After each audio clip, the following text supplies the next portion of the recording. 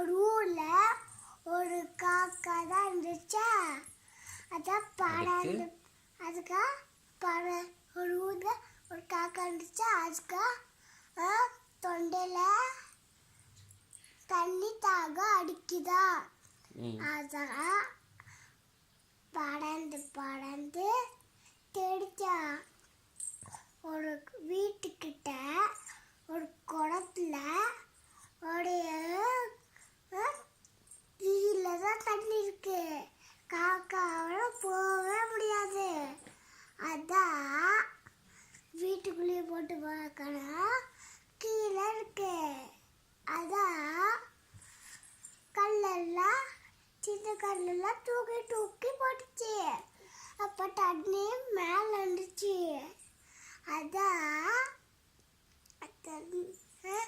காக்கா சந்தோஷமா குடிச்சிட்டு போயிடுச்சு.